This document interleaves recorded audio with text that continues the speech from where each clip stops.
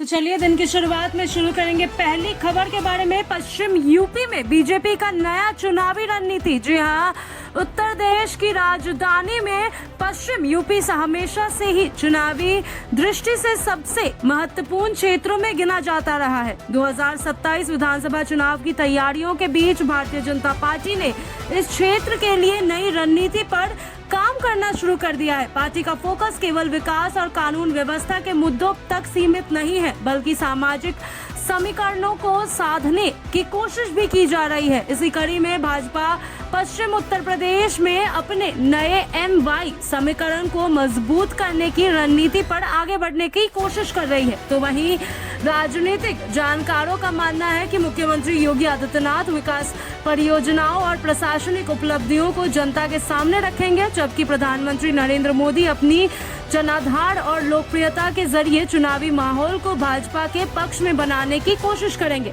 तो आगे बढ़ते बताते हैं आपको कि पश्चिम उत्तर प्रदेश में पिछले कुछ वर्षों के दौरान एक्सप्रेसवे, औद्योगिक corridors, medical college, defence corridor और नई कनेक्टिविटी परियोजनाओं पर भी तेजी से काम हुआ है। भाजपा नेतृत्व का मानना है कि इन परियोजनाओं का सीधा लाभ क्षेत्र के किसानों, युवाओं और व्यापारियों को मिला है। इसी वजह से मुख्यमंत्री योगी आदित्यनाथ लगातार विकास कार्यों को चुनावी एजेंडा का केंद्र बनाने की तैयारी कर रहे हैं। पार्टी संगठन को निर्देश दिया गया है कि वे गांव-गांव और शहर-शहर जाकर सरकार की उपलब्धियों को जनता के सामने पहुंचाएं। भाजपा के लिए पश्चिम यूपी का महत्व इसीलिए भी बढ़ गया है क्योंकि लोकसभा चुनाव में इस क्षेत्र की कुछ सीटों पर पार्टी को अपेक्षित लाभ नहीं मिला था।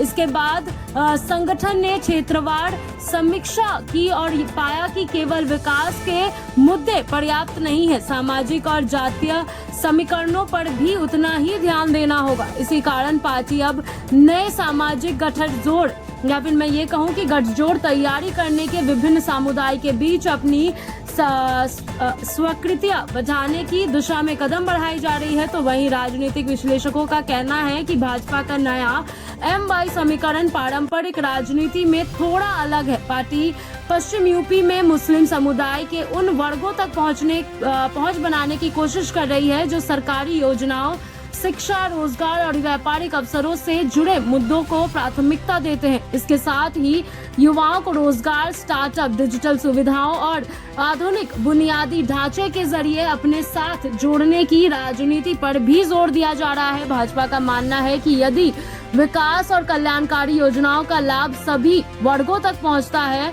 तो संदेश प्रभावी ढंग से आ जाता है। तो वहीं चुनाव में भी लाभ मिलती है। प्रधानमंत्री नरेंद्र मोदी की संभावनाएं और जनसंपर्क अभियान पश्चिम यूपी में भाजपा की चुनावी रणनीति का अहम हिस्सा होंगी। पार्टी नेतृत्व का मानना है कि मोदी को लोकप्रियता आज भी भाजपा की सबसे बड़ी ताकत है। केंद्र सरकार की योजनाओं जैसे प्रधानमंत्री आवास योजना, उज्जवल योजना, आयुष्मान भारत, किसान सम्मान निधि और मुफ्त राशन योजना के लाभार्थी तक पहुंचना बहुत ही ज्यादा बेहतर होगा।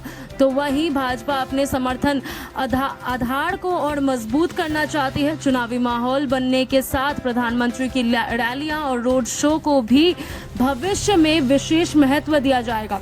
दूसरी ओर मुख्यमंत्री योगी आदित्यनाथ कानून व्यवस्था, निवेश और बुनियादी ढांचे के मुद्दों को प्रमुखता से उठाएंगे। भाजपा का दावा है कि उत्तर प्रदेश में अपराध नियंत्रण, माफिया विरोधी कार्रवाई और बड़े निवेश प्रस्ताव ने राज्य की छवि को बदल कर रख दिया है। पश्चिम यूपी के कई जिलों में औद्योगिक निवेश बढ़ाने और नई परियोजनाओं के आने को पार्टी का अपनी उपलब्धि के रूप में मानी जा रही है। योगी सरकार की कोशिश होगी कि विकास और सुरक्षा के मुद्दे चुनावी बहस के केंद्र में न आए। पश्चिम यूपी में किसान राजनीति में भी हमेशा प्रभावशाली रही है। गन्ना किसानों के भुगतान, सिंचाई सुविधाएं, फसल खरीद और कृषि संबंधित योजनाओं को लेकर भाजपा विशेष अभियान चलाने की तैयारी में है।